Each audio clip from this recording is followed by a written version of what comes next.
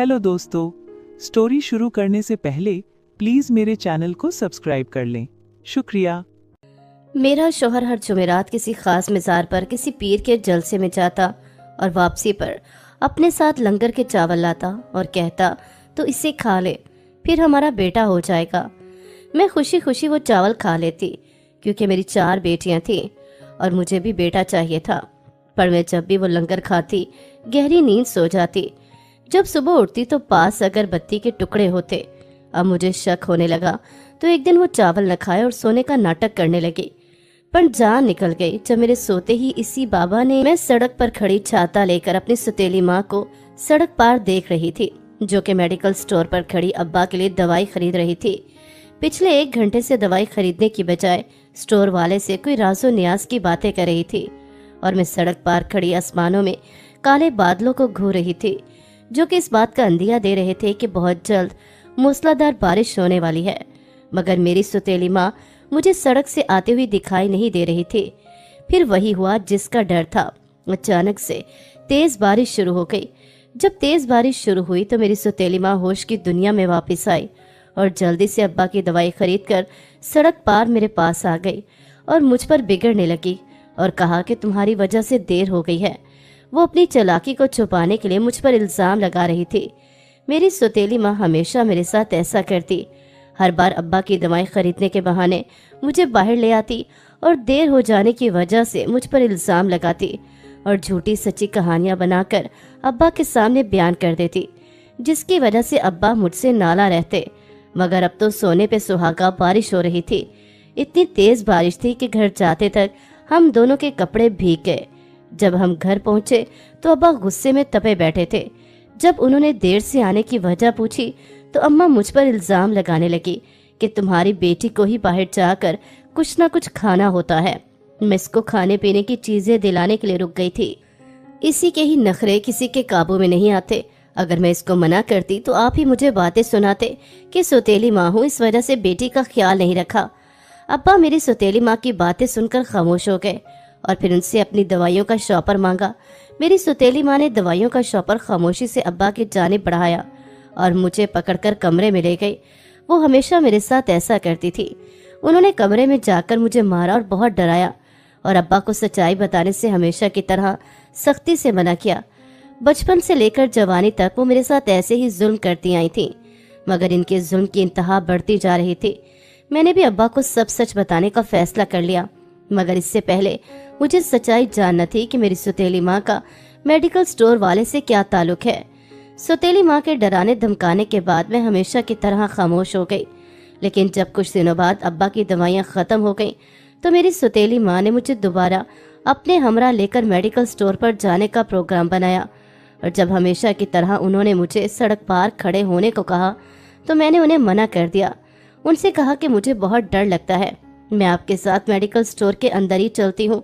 कुछ सोचते हुए उन्होंने मेरी बात मान ली और अपने साथ अंदर ले गई। मुझे अपना प्लान कामयाब होता नजर आ रहा था। उन्होंने मुझे एक जगह पर बैठने का कहा और खुद काउंटर पर जाकर इस आदमी से बातें करने लगी। जब मैंने उनको बातों में महव देखा तो खामोशी से उनके पास जाकर खड़ी हो गई, कान लगाकर उनकी बातें सुनने लगी। जब मैंने उनकी बातें सुनी तो मेरे होश उड़ गए। वो इस आदमी से कह रही थी कि वो मेरे अब्बा के साथ रहना नहीं चाहती क्योंकि मेरे सौतेले नाना ने उनकी शादी जबरदस्ती मेरे अब्बा के साथ कर दी थी और वो मेरे अब्बा को पसंद भी नहीं करती थी। वो जल्द अज जल्द अब्बा के साथ बनाए गए ताल्लुक से छुटकारा हासिल करना चाहती थी, जिन कोशिशों में वो कब से लगी हुई थी। मगर उनकी कोशिशें हमेशा नाकाम हो जाती थी क्योंकि मेडिकल स्टोर वाला आदमी इनको कोई पल्ला नहीं पकड़ा रहा था। वो भी मेरी सौतेली माँ से मोहब्बत करता था, मगर उसने कहा कि मेरे भी बहुत से मसाइल हैं जिसकी वजह से मैं ये कदम नहीं उठा सकता। इसने मेरी सौतेली माँ को कहा कि तुम कुछ दिन अपने शौहर के साथ मजीद गुजारा कर लो, मैं बहुत जल्द तुम्हें इस मुसीबत से छुटकारा दिलवा दूंगा। मगर मेरी सौतेली माँ को इस पर गुस्सा आ गया। उसने कहा कि तुम हमेशा मुझे इसी तरह टालते रहते हो, मगर अभी तक कोई भी आसरा नहीं दिया। जब मुझे महसूस हुआ कि मेरी सौतेली माँ की बातें खत्म हो चुकी हैं तो मैं खामोशी से जाकर दोबारा कुर्सी पर बैठ गई और इस बात को अपने लिए यकीनी बनाया कि दोनों ने मेरी तरफ कोई ध्यान नहीं दिया। जब मेरी सौतेली माँ मुड़ी तो उसकी आंखों में आंसू थे। उसने अपनी आंखों को साफ करते हुए बेदर्दी से मेरा बाजू दबोचा और खींचती हुई घर की जानिब बढ़ी। मगर मैंने इस बार सारे लिहाज को ताक रखते हुए अब्बा को सब सच बताने का फैसला किया। जैसे मेरी सौतेली माँ अब्बा को दवाइयों का शॉपर पकड़ाने लगी तो मैंने इनका हाथ थाम लिया और अब्बा की जानिब देखते हुए कहा कि इन्हें कहें कि आपको सब सच सच बता दे, क्योंकि अब मैं ना समझ नहीं रही थी, मुझे सब कुछ पता चल गया था। अब्बा हैरानी से मेरी जानिब देख रहे थे। मेरी सौतेली माँ के चेहरे के रंग उड़ गए, क्योंकि मैंने बात ही ऐसे अंदाज में की थी। अब्बा मेरी बात का मफहूम समझने की कोशिश कर रहे थे कि इतने में मेरी सौतेली माँ घबराहट के आलम में बोली कि तुम मुझ पर कौन सा इल्जाम लगाने की कोशिश कर रही हो? ऐसी कौन सी बात है जो मैं तुम्हारे अब्बा को सच बता दूं? उन्होंने कहा कि ऐ लड़की, तुम हम दोनों के रिश्ते को खराब करना चाहती हो। मैंने उनसे कहा कि मैं आपकी इज्जत करती हूँ, इसलिए चाहती हूँ कि आप अपने मुंह से अब्बा को सच बता दें। हो सकता है कि मेरे बताने पर अब्बा को यकीन ना आए, क्योंकि हम दोनों का रिश्ता ही ऐसा है कि कोई भी मेरी बात का यकीन नहीं करेगा। इसलिए मैं चाहती हूँ कि आप अल्लाह रसूल को हाजिर नाजिर जानकर अब्बा को मेडिकल स्टोर वाले के साथ अपने ताल्लुक के बारे में सब कुछ सच सच बता दें। हो सकता है कि अब्बा आपके लिए कोई आसान हल निकाल दे, पर आप अपने आप को मजीद खसारे में जाने से बचा लें। अब्बा को मेरी बातों का मतलब समझ नहीं आ रहा था, तो गुस्से में चिल्लाते हुए बोले कि कौन सी बात है जो तुम दोनों में चल रही है। मेरी बातें सुनने के बाद मेरी सौतेली माँ के तेवर बदले और उन्होंने अब्बा को सब सच बता दिया और मेडिकल स्टोर वाले के साथ अपनी मोहब्बत की तमाम कहानी बयान कर डाली। अब्बा को इनकी बात पर बहुत गुस्सा आया, मगर उन्होंने तहम्मुल मिजाजी का मुजाहरा करते हुए उन्हें समझाने की भरपूर कोशिश की। जब वो ना मानी तो अब्बा ने कहा कि अगर तुम्हें मेडिकल स्टोर वाला अपना लेगा तो मैं तुम्हें खुशी खुशी आज़ाद करने के लिए तैयार हूँ। मेरी सौतेली माँ को इस बात पर खुश हो गई, क्योंकि वो तो जवान थी मगर अब्बा तो बूढ़े होते जा रहे थे। इसीलिए वो अब्बा के साथ मजीद जिंदगी बर्बाद नहीं करना चाहती थी। और फिर कुछ दिनों बाद जब मेडिकल स्टोर वाला मेरी सौतेली माँ के साथ शादी करने के लिए तैयार हो गया तो अब्बा ने उनकी खुशी की खातिर उन्हें हमेशा हमेशा के लिए छोड़ दिया। यूं दोनों किसी बड़े खसारे से बच गए और एक दूसरे की खुशनुदी के लिए अलग हो गए। मैं भी यही चाहती थी कि दोनों अपनी जिंदगी का फैसला अच्छे तरीके से कर लें। मुझे अब्बा के फैसले पर बहुत खुशी हुई, क्योंकि मैं अपनी सौतेली माँ के जुल्म का शिकार होती आ रही थी। मुझे उनके जुल्म की वजह समझ नहीं आती थी, मगर जब मैंने जवानी की दहलीज पर कदम रखा तो मुझे एहसास हुआ कि वो खुद ज़हनी दबाव का शिकार हैं, जिसको वो मेरे ऊपर गुस्से की सूरत में ढालती हैं। जब अब्बा ने उनको आज़ाद कर दिया तो उन्होंने मेरा बहुत शुक्रिया अदा किया और फिर अपनी अच्छी ज़िंदगी गुजारने के लिए हमेशा हमेशा के लिए हमारा घर छोड़कर चले गए। जब कुछ वक्त गुजरा तो अब्बा को मेरी शादी की फिक्र सताने लगी, क्योंकि उनकी तबीयत दिन ब दिन बिगड़ती जा रही थी। अब्बा को काला यरकान था, जिसकी वो दवाई लेते थे, और कुछ उनको सौतेली माँ के छोड़ जाने का गम था, मगर वो इनको ज़बरदस्ती अपने साथ रिश्ते में बांधकर नहीं रखना चाहते थे। उन्होंने मोहल्ले की जानने वाली औरतों से मेरे रिश्ते के बारे में कह रखा था, क्योंकि वो जल्द अज जल्द मेरे फर्ज से सुबकदोश होना चाहते थे। कुछ दिनों में एक जानने वाली के जरिए से बहुत अच्छे लोगों में मेरा रिश्ता तय हो गया। अब्बा को मेरे ससुराल वाले काफ़ी पसंद आए थे, इसीलिए उन्होंने मंगनी कर डाली और यूं दो खानदानों के दरमियान रिश्ता मजबूत हो गया। इन लोगों को शादी की जल्दी थी तो अब्बा को भी कोई एतराज न था, क्योंकि वो अपनी बीमारी की वजह से बहुत परेशान रहते थे, तो इसीलिए वो जल्द ही मुझे अपने घर का कर देना चाहते थे। और उन्होंने मेरे ससुराल वालों के साथ मिलकर शादी की तारीख मुकर्रर कर दी। शादी की तमाम तैयारियां उन्होंने मोहल्ले की जाने वाले के जरिए से मुकम्मल की, क्योंकि हमारे घर में कोई औरत मौजूद न थी और मुझे शादी की तैयारियों के बारे में कुछ खास इल्म न था। मगर मोहल्ले की औरतों ने अपना भरपूर हिस्सा शामिल किया और तमाम तैयारियों को एहसन तरीके से मुकम्मल करवाया। जब शादी का दिन आन पहुंचा तो सब मोहल्ले वालों को शादी में शिरकत करने के लिए मदऊ किया गया। अब्बा मोहल्ले वालों को ही अपना रिश्तेदार समझते थे, क्योंकि वो अपने वालिदैन की इकलौती औलाद थे। इस वजह से इनकी कोई रिश्तेदार नहीं रहे थे, इसीलिए उन्होंने गैरों को ही अपना सब कुछ मान लिया था। मोहल्ले वाले भी अब्बा की तन्हाई से अच्छी तरह वाकिफ थे, इसीलिए उन्होंने भी अब्बा का हाथ बटाने में भरपूर मदद की। जब मेरा निकाह हो गया तो रुखसती का वक्त आन पहुंचा। मैं भी हर बेटी की तरह अब्बा के गले लगकर बहुत रोई, मगर ये तो दुनिया का दस्तूर है कि हर बेटी को ब्याह कर अपने शौहर के घर जाना होता है।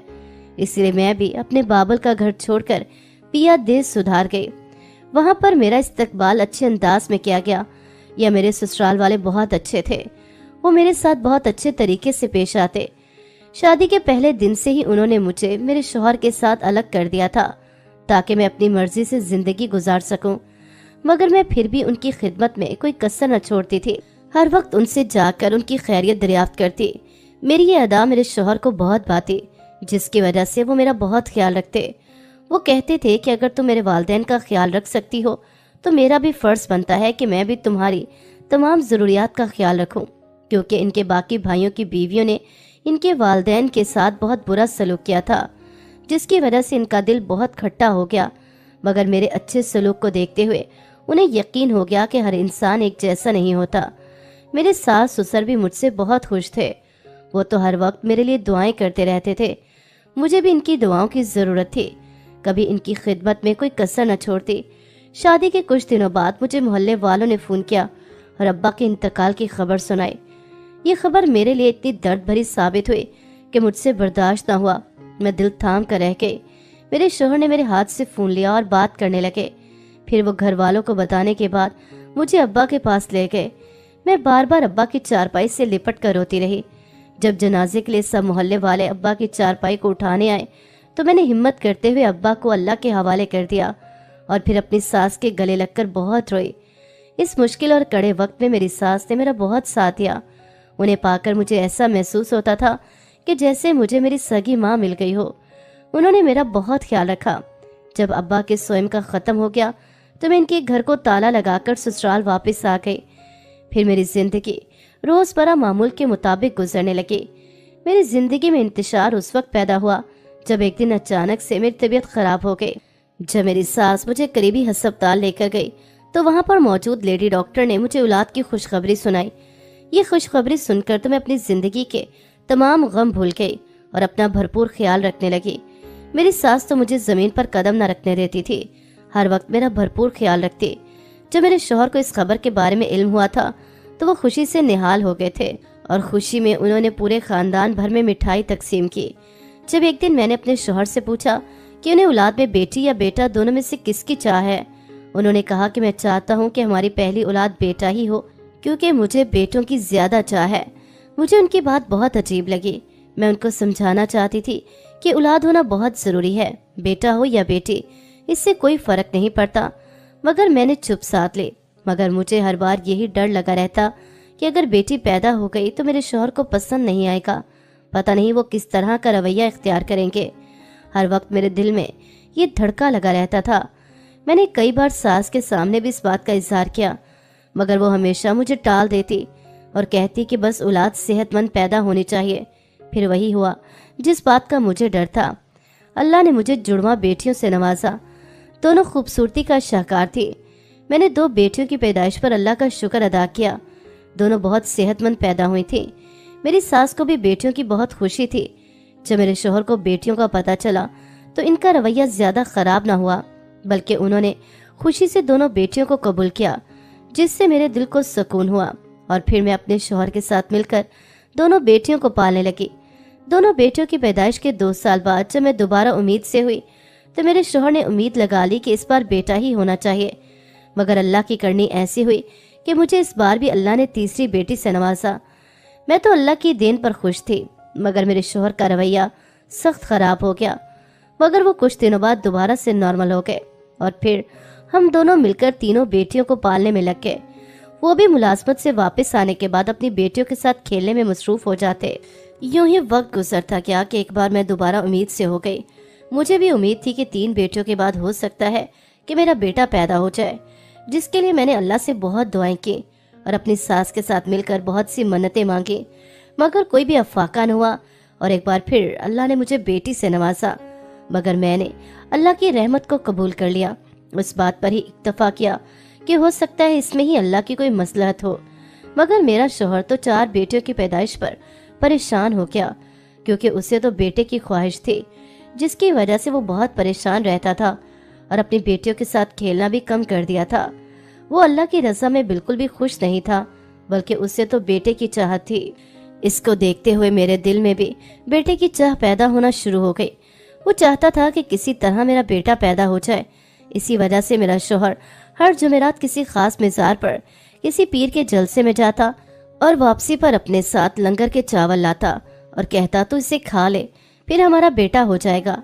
मैं खुशी खुशी वो चावल खा लेती क्योंकि मेरी 4 बेटियां थी और मुझे भी बेटा चाहिए था। पर मैं जब भी वो लंगर खाती गहरी नींद सो जाती। जब सुबह उठती तो पास अगरबत्ती के टुकड़े होते। अब मुझे शक होने लगा तो एक दिन वो चावल न खाए और सोने का नाटक करने लगी, पर जान निकल गई जब मेरे सोते ही उसी बाबा ने अगरबत्ती के बहुत सारे हिस्से लेकर उन्हें जलाया और फिर मेरे पूरे जिस्म के गिर्द चक्कर लगाने लगा। मुझे अगरबत्ती की खुशबू अपने इर्द गिर्द महसूस हो रही थी। फिर उसने अपने पास डब्बे में पड़े हुए तेल में अपना हाथ डुबोया और मेरे सर के बालों में लगाने लगा। मैं इसकी चलती हुई उंगलियां अपने सर के बालों में महसूस कर सकती थी। मुझे बहुत खौफ महसूस हो रहा था क्योंकि कमरे में मेरा शौहर भी मौजूद नहीं था। फिर उसने पास पड़ी हुई मिट्टी को गीला किया और मेरे कदमों पर लगाने लगा। मैं ठंडी मिट्टी को अपने पैरों पर महसूस कर रही थी, मगर मैंने उसे इस बात का एहसास ना होने दिया कि मैं सोने का नाटक कर रही हूँ। और फिर वो कुछ कलामात का विर्द करने लगा। जब उसने अपना काम मुकम्मल कर लिया तो किसी को फोन पर अपने तमाम अमल के बारे में बताने लगा। वो अपनी बीवी से बात कर रहा था। उसने कहा कि मेरा अमल जल्दी मुकम्मल हो जाएगा और फिर तुम बांझ नहीं रहोगी। इस अमल के मुकम्मल होते ही हम दोनों की जिंदगी में औलाद जैसी खुशखबरी जरूर आएगी, क्योंकि मैंने इस बार पक्का अमल किया है। अब हम दोनों को परेशानी से दो चार नहीं होना पड़ेगा, क्योंकि अब मेरा पाला इंतहाई तरसे हुए और बेवकूफ लोगों से पड़ा है। मुझे पूरा यकीन है कि मेरे इस अमल से तुम बहुत जल्द औलाद जैसी नेमत हासिल कर लोगी। उसने अपनी बीवी से कहा कि मैं आज भी अगरबत्ती के टुकड़े वहीं पर छोड़ाऊंगा, इसलिए तुम मेरा इंतजार मत करना, क्योंकि अगरबत्ती के टुकड़ों को लाने में अभी देर है। अचानक से मुझे कोई आवाज सुनाई थी तो उसने भी सुनते हुए हड़बड़ा कर फोन बंद कर दिया और फिर उसने मेरे पांव पर लगी हुई मिट्टी को साफ किया और मेरे सर पर लगा हुआ तेल भी उसने साफ कर डाला और जिस कपड़े पर उसने तेल लगाया उसको खामोशी से अपनी जेब में डाल दिया। मगर अगरबत्ती के टुकड़े वहीं पर पड़े रह गए और वो जल्दी से कमरे से बाहर चला गया।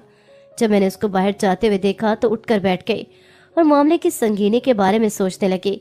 मुझे किसी बड़ी गड़बड़ का एहसास हुआ तो मैंने तमाम बातों के बारे में अपने शौहर को बताने का फैसला किया।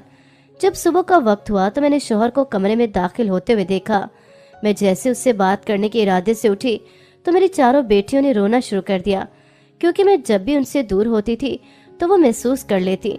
शायद बेटियां ऐसी ही होती हैं कि बचपन से लेकर बुढ़ापे तक अपनी माओ के साथ ही खुश रहती हैं और उनके साथ ही खुद को महफूज और पुरसकून समझती हैं। मैं शौहर से बात करने का इरादा तुरक करके उनको खामोश करवाने लगी।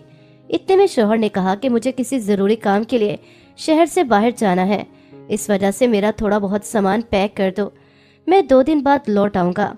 मैं उनको जाने नहीं देना चाहती थी, मगर बेटियों के शोर की वजह से मैं उनसे बात न कर पाई और फिर उनकी बात पर अमल करते हुए सामान पैक करने लगी। कुछ देर बाद वो अपनी मुलाजमत के सिलसिले में काम के लिए दूसरे शहर की तरफ रवाना हो गए। तो मैंने तमाम बातों के बारे में सास को बताने का फैसला किया, क्योंकि वो मेरी माँ जैसी थी। हो सकता है कि वो मुझे कोई अच्छा ही मशवरा देती। जब मैं उनसे बात करने के सिलसिले में कमरे में दाखिल हुई तो उन्हें कमरे में नहीं पाया। उन्हें कमरे में ना पाकर मैं परेशान हो गई। मेरी परेशानी को मेरे ससुर ने भांपते हुए कहा कि तुम्हारी सास कुछ दिनों के लिए तुम्हारी नंद के पास रहने गई हैं, क्योंकि इसके शौहर का एक्सीडेंट हो गया है और तुम्हारी नंद को बच्चों के साथ परेशानी हो रही थी, तो मैंने उससे भेज दिया ताकि कुछ वक्त के लिए मेरी बेटी का हाथ बढ़ जाए, क्योंकि भरे पूरे ससुराल में और शौहर के एक्सीडेंट के साथ और फिर ऊपर से बच्चों को पालना इसके लिए बहुत मुश्किल हो रहा था। मुझे नंद के शौहर के एक्सीडेंट के बारे में सुनकर बहुत अफसोस हुआ, जिसका इजहार मैंने अपने ससुर के सामने किया और फिर अपनी टूटी हुई उम्मीद के साथ कमरे में वापस आ गई। ये 2 दिन रोजमर्रा के कामों में किस तरह गुजरे मुझे पता ही न चला। जब मेरे शौहर की वापसी हुई तो वो बहुत ही साजो सामान के साथ घर में दाखिल हुए। वो दूसरे शहर गए हुए थे तो वहां से सब घर वालों के लिए बहुत सारी खरीदारी करके लाए। उन्होंने मेरे लिए भी बहुत से जोड़े खरीदे थे, मगर मेरी तो जिंदगी परेशानी में मुब्तला थी, इसलिए मैं उनकी तरफ से लाई गई चीजों का अच्छे तरीके से शुक्रिया अदा न कर पाई।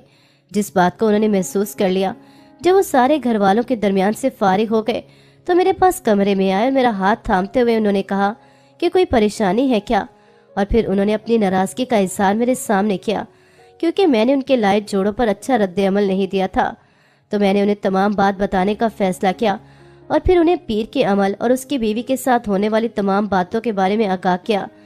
मेरी बात सुनने के बाद मेरे शौहर शुश्तर रह गए। उन्हें मेरी बात पर यकीन नहीं आ रहा था। मेरे शौहर ने कहा कि जब मैं मुलाजमत के काम के सिलसिले में शहर से बाहर जा रहा था तो पीर बाबा ने मुझे कहा कि अमल बर्बाद हो जाएगा, क्योंकि अगर तुम्हारी बीवी चावल नहीं खाएगी तो मैं अमल अपना जारी नहीं कर पाऊंगा और वो चावल तुम ही तो उसे दरबार से ला कर दोगे। वो मुझे काफी घबराए हुए महसूस हो रहे थे। मुझे भी परेशानी ने घेर लिया था, क्योंकि एक तरफ तो मुलाजमत का काम था और दूसरी तरफ मुझे बेटे की ख्वाहिश। लेकिन जब मैंने अपने काम के सिलसिले में ज्यादा जोर दिया तो वो मेरी बात मान गए और उन्होंने कहा कि वो अपने घर में रुक कर ही अमल को जारी रखेंगे, क्योंकि मैं जानता था कि वो हमारे घर में आकर ही तुम्हारे कमरे में बैठकर अमल करते थे। मैं अपनी गैर मौजूदगी में उन्हें घर में दाखिल होने की इजाजत नहीं दे सकता था, इसीलिए मैंने उनके सामने हीले वसीले से काम लिया और मुझे भी इनकी बातों से ऐसा महसूस हो रहा था कि जैसे वो भी इस अमल को छोड़ना नहीं चाहते। उन्होंने मेरी बात पर शक करते हुए कहा कि हो सकता है तुम्हें गलत फहमी हो गई हो, हमें इस तरह नेक लोगों पर शक नहीं करना चाहिए। वो हमारे बेटे की ख्वाहिश को पूरा करना चाहते हैं और हम उल्टा उन पर इल्जाम तराशी करने लग जाएं। मैंने उनकी बातों में शक की रमक को महसूस किया तो उन्हें कहा कि आज आप मेरे साथ कमरे में रुक जाइए, आपको तमाम बातों का इल्म हो जाएगा। उन्होंने मेरी बात पर अमल करते हुए कमरे में छुपने का इरादा किया। जब मैंने दरबार से लाए हुए चावल न खाए तो शौहर को अजीब महसूस हुआ। मैंने उन्हें बताया कि मैंने उस दिन भी चावल नहीं खाए थे और बेहोशी का नाटक किया था, तभी तो मुझे तमाम बातों के बारे में इल्म हुआ था। फिर जब शौहर को पीर साहब के आने का मालूम हुआ तो वो खामोशी से अलमारी के पीछे छुप गए। फिर वो दोबारा से अपना अमल शुरू करने लगे। जब उन्होंने तमाम कलमात पढ़ लिए तो अपनी बीवी को फोन किया और उससे कहा कि आज हम अपने मकसद में कामयाब हो गए हैं, मेरा तमाम अमल मुकम्मल हो गया है। मैं अभी इन लोगों को मजीद कुछ दिन बेवकूफ बनाए रखूंगा ताकि इस अमल के चक्कर में कुछ रकम हासिल कर लूं, क्योंकि लंगर के चावलों में जो मैं बेहोशी की दवा शामिल करता था उसके पैसे भी मुझे हकीम को देने हैं। वो कई दिनों से मेरे पीछे पड़ा हुआ है। उसने अपनी बीवी को खुशखबरी देते हुए कहा कि आज मैं अगरबत्ती के टुकड़े भी अपने साथ ले आऊंगा ताकि तुम उनको खाकर बांझपन जैसी बीमारी से छुटकारा हासिल कर लो, और मैं अमल के नाटक में इन लोगों को बेवकूफ बना कर रखूंगा। इस तरह उन्हें भी मुझ पर शक नहीं होगा और फिर मैं आहिस्ता आहिस्ता इन लोगों को दूसरे कामों में उलझा कर रख दूंगा ताकि मुझे किसी भी परेशानी से दो चार ना होना पड़े, क्योंकि मुझे तो अपने काम से मतलब था। मुझे किसी ऐसी औरत की तलाश थी जिसकी बेटियां हों ताकि मैं उसकी करामात से तुम्हारे बांझपन को खत्म कर पाता, क्योंकि जो अमल मेरे पास था उसको इसी तरह ही पूरा किया जा सकता था। जिंदगी में कुछ पाने के लिए कुछ खोना भी पड़ता है और मैं तो कब से अपनी नेकनामी को खोता जा रहा हूँ। मैं मिजार पर बैठा ऐसे लोगों की तलाश में था जिनके जरिए मैं तुम्हारे बांझपन को खत्म कर पाता, मगर इस आदमी की मदद से ही तो मैं अपने मकसद को पूरा करने में कामयाब हो सकता था, क्योंकि इसमें वो तमाम बातें मौजूद थी जिसके जरिए मैं अपने अमल को पूरा कर सकता था। और सबसे बढ़कर इस आदमी की बीवी 4 बेटियों की माँ थी। रब ने बेटियों के आश्रय पर बहुत रहमत रखी है और इसी चीज का ही तो मैं अपने अमल में इस्तेमाल कर रहा हूँ। फिर उसने अपनी बीवी के साथ बातों का सिलसिला खत्म कर दिया और फिर दोबारा से अपने अमल में मसरूफ हो गया। ये जैसे उसने अपना तमाम अमल मुकम्मल करके अगरबत्ती के टुकड़े उठाने की कोशिश की तो मैंने फौरी उसका हाथ पकड़ लिया और मेरे शौहर ने कमरे में बंद बत्ती को जलाया तो पीर साहब के तो चेहरे के रंग ही उड़ गए। मेरे शौहर ने जल्दी से आकर पीर साहब को गिरेबान से पकड़ा और उनसे धोखा देने के बारे में दरियाफ्त करने लगे। इनसे कहा कि मेरे बेटे की ख्वाहिश का गलत इस्तेमाल क्यों किया, और इस ढोंगी पीर साहब के चेहरे पर थप्पड़ रसीद करते हुए कहा कि किसी की ख्वाहिश का मजाक नहीं बनाते। उनसे कहा कि अगर आपको पता चल ही गया था कि मुझे बेटे की ख्वाहिश है तो इसमें से अपना फायदा ढूंढने की कोशिश में लग गए। मैं समझ रहा था कि आप अमल पूरा कर रहे हैं और इसके बाद मैं बेटे जैसी ख्वाहिश को पूरा होता देख सकूंगा, मगर यहाँ तो उल्टी गंगा बह रही है। आप तो अपने मकसद की कामयाबी में लगे हुए हैं। पता नहीं मेरे अलावा और कितने लोगों के साथ इसी तरह का फ्रॉड कर चुके हैं, सिर्फ और सिर्फ अपने मकसद में कामयाबी हासिल करने के लिए। आप कितने ही लोगों की ख्वाहिशों का दम तोड़ चुके हैं, जो कि मेरे जैसे ही बेवकूफ होते होंगे, जो कि नरीना औलाद की ख्वाहिश में आप जैसे ढोंगी पीर के पास आकर अपनी ख्वाहिश का तमाशा बनाते हैं। इस ढोंगी पीर साहब से बात करते हुए मेरे शौहर की आंखों में आंसू आ गए। उन्होंने जल्दी से अपने एक दोस्त को फोन किया जो कि पुलिस में काम करता था और उसको तमाम वाक़े के बारे में आगाह किया। वो कुछ ही देर बाद पुलिस नफरी को लेकर हमारे घर में दाखिल हुआ। मेरे ससुर तो घर में पुलिस को दाखिल होता देखकर परेशान हो गए और वो पुलिस के आने की वजह पूछने लगे। जब उन्होंने हमारे कमरे में से एक ढोंगी पीर साहब को निकलते हुए देखा तो परेशान हो गए, क्योंकि इनके दोस्त का बेटा भी किसी ऐसे ही ढोंगी पीर के पास गया था। इसीलिए वो इस ढोंगी पीर साहब को देखकर पहचान गए थे, क्योंकि इनके दोस्त ने ढोंगी पीर के बारे में मेरे ससुर को सब कुछ बताया था। जब पुलिस ने उसको देखा तो उन्होंने कहा कि हमें इस आदमी की कब से तलाश थी, क्योंकि इस आदमी ने अपने मकसद को पूरा करने के लिए कई लोगों की ख्वाहिशों के साथ खिलवाड़ किया है और उनको ज़हनी परेशानी से दो चार किया। मगर ये आदमी भेस बदल कर मुख्तलिफ मज़ारों पर जाता रहा, जिसकी वजह से इसकी तलाश अभी तक जारी थी। मेरे शौहर के दोस्त ने कहा कि मैंने कहा कि शायद तुम भी इसके हाथों बेवकूफ़ बन गए हो, क्योंकि ऐसे लोगों का काम ही यही होता है जो कि अपनी ख्वाहिश के ताबेदार होते हैं। उन्हें किसी दूसरे की ख्वाहिश से कोई फर्क नहीं पड़ता, इन्हें बस अपना मकसद पूरा करने की पड़ी होती है। फिर वो मेरे शौहर का शुक्रिया अदा करते हुए इस ढोंगी पीर को पुलिस की गाड़ी में डाल कर ले गए। मेरे शौहर के दोस्त ने इस बात का यकीन दिलाया कि पीर को सख्त से सख्त सजा दी जाएगी, ताकि वो आइंदा अपनी ख्वाहिश के ताबिया होकर किसी के साथ भी गलत बयानी करने की कोशिश न करे, क्योंकि किसी के जज्बात के साथ खेलना और उन्हें ज़हनी टेंशन देना भी बहुत बड़ी सजा है। और हमारे मुल्क में वैसे डिप्रेशन की शरह बढ़ती जा रही है। शायद इनमें से कुछ ऐसे लोग हैं जो कि इन पीरों की बातों में आकर खुद को ज़हनी मरीज बना लेते हैं। फिर मेरे शौहर के दोस्त ने ताकीद की कि आइंदा के बाद ऐसे लोगों से दूर रहना। औलाद कोई भी हो उससे फ़र्क नहीं पड़ना चाहिए, बल्कि औलाद नेक सीरत होनी ज़रूरी है। बाज़ औक़ात हमें बेटे की ख्वाहिश में ऐसे लोगों का भी सामना करना पड़ता है जो कि इंतहाई खुदगर्जी का मुजाहरा करते हैं, जिसका एक सबूत तुम्हारे सामने है। तुम्हें बस अपनी बेटियों के साथ खुश रहना चाहिए, यही तुम्हारा बेहतर मुस्तकबिल है और यही बड़ी होकर तुम्हारा बेटा ज़रूर बनेगी। अगर हम अपनी बेटियों को बेटा बनाएंगे तो वो कई बेटों से बढ़कर अच्छी साबित होती हैं। इसलिए अपनी सोच को बदलना होगा, तभी तो माशरे को बदला जा सकता है। मेरा शौहर बहुत महू होकर अपने दोस्त की बातें सुन रहा था और उन्होंने अपनी आंखों में आए हुए आंसुओं को साफ किया और अपने दोस्त से वादा किया कि वो इसकी बातों पर ज़रूर अमल करेंगे। फिर मेरे शौहर का दोस्त अपनी पुलिस नफरी के साथ चला गया, क्योंकि मेरे ससुर इस ढोंगी पीर को जानते थे, तो उन्होंने मेरे शौहर को बहुत लानत मलामत की।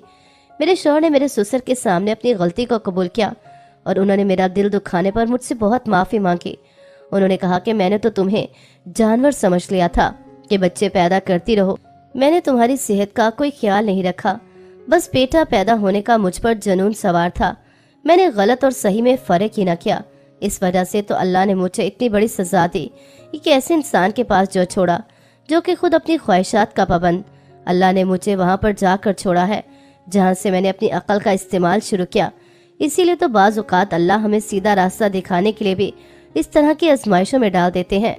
मेरे शौहर ने अल्लाह का शुक्र अदा किया और मुझसे कहा कि अब मैं अपनी चारों बेटियों के साथ ही खुश हूँ। मुझे बेटे की कोई ख्वाहिश नहीं, अगर अल्लाह ने मुझे देना होगा तो बिना कोई जादू टूने के मुझे मिल जाएगा।